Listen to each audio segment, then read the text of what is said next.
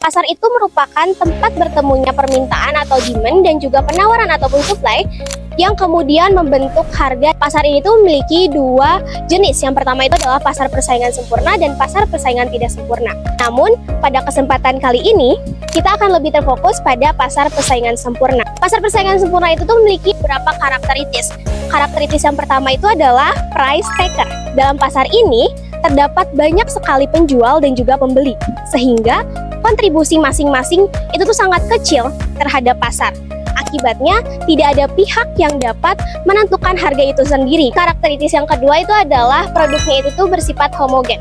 Produk yang dijual dalam pasar persaingan sempurna ini tuh bersifat sama atau seragam. Artinya, barang dari suatu penjual dengan penjual lainnya tidak memiliki perbedaan yang signifikan. Apabila ada perusahaan lain yang menaikkan harganya, maka pembeli akan berpindah ke penjual lainnya. Lalu poin yang ketiga itu adalah free entry and exit. Perusahaan bebas masuk dan juga keluar dari pasar ini. Jika suatu industri memperoleh keuntungan yang besar, maka perusahaan lain akan tertarik untuk masuk ke pasar tersebut. Sebaliknya, jika perusahaan mengalami kerugian, maka perusahaan dapat keluar dengan mudah tanpa hambatan yang besar. Contoh dari pasar persaingan sempurna ini tuh adalah seperti hasil pertanian, minyak bumi, gas alam, baja, dan lain sebagainya. Selanjutnya, kita perlu mengetahui bagaimana perusahaan menentukan jumlah produksi agar memperoleh keuntungan maksimal. Di dalam ekonomi, tujuan perusahaan adalah tentunya untuk memaksimalkan keuntungannya. Untuk menganalisis hal tersebut, digunakan beberapa konsep penting, yaitu total revenue, average revenue, marginal revenue, dan juga marginal cost. Melalui konsep-konsep ini, kita dapat mengetahui jumlah produk yang optimal bagi perusahaan tersebut. Nah, hubungan antara AR, MR, dan price itu di dalam pasar persaingan sempurna itu tuh tetap, karena AR sama dengan MR sama dengan P. Artinya, setiap tambahan satu unit barang yang dijual menentukan pendapatan sebesar harga pasar tersebut. Dalam pasar persaingan sempurna, kurva AR dan MR ini tuh berbentuk garis horizontal pada tingkat harga pasar. Nah, pernah nggak kamu kepikiran, kenapa ada bisnis yang harganya mirip-mirip semua dan juga penjualnya itu di mana-mana? Di ekonomi, kita menyebutnya adalah pasar persaingan sempurna. Banyak yang bilang, di pasar ini pasar paling adil. Tapi, apakah semuanya dapat cuan yang gede atau untung yang besar? Ternyata tidak semudah itu. Ada aturan mainnya, terutama dalam soal waktu. Kita mulai dari jangka pendek.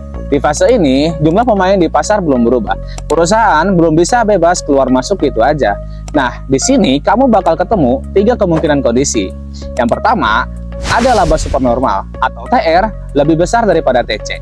Pertama, saat total penerimaan kamu lebih besar dari total biaya, di grafik harga atau price itu nangkring di atas biaya rata-rata. Di sini kamu dapat untung yang sangat tinggi atau sangat besar karena harga jual jauh di atas biaya rata-rata. Rumusnya itu adalah tinggal kamu hitung aja selisih harga dan modal dikali dengan jumlah barang. Yang kedua, ada laba normal atau TR sama dengan TC.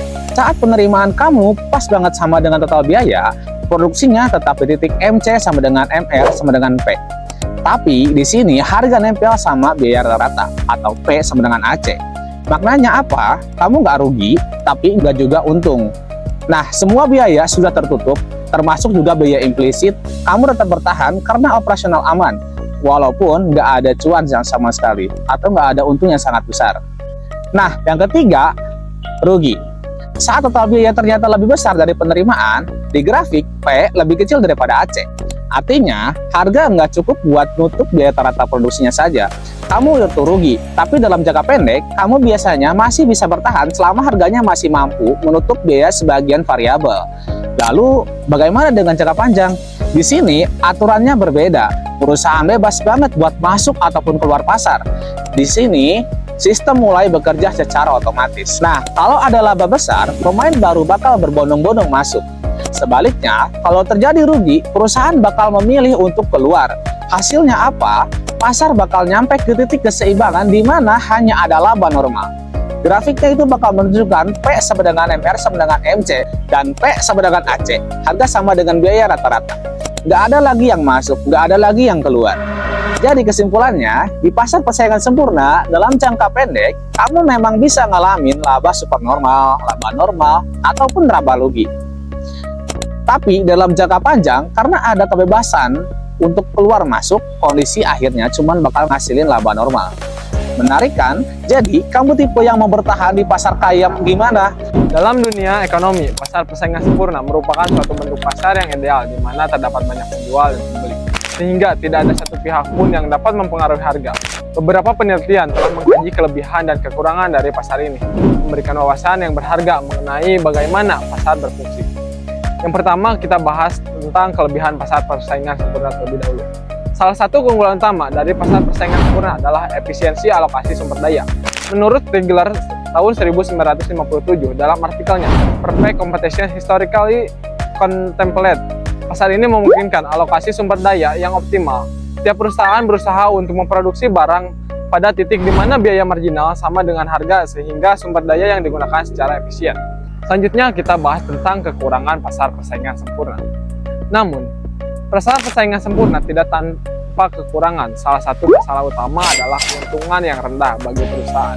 NQ 2014 menekankan bahwa kejenuhan produk dapat terjadi, membatasi variasi yang bisa dinikmati oleh konsumen. Terakhir, perusahaan kecil seringkali menghadapi kesulitan untuk bertahan dalam pasar yang sangat kompetitif. Tirole 1988 menunjukkan bahwa tekanan untuk mengurangi biaya dan meningkatkan kualitas dapat membuat banyak perusahaan tidak mampu bersaing dan akhirnya gulung tikar.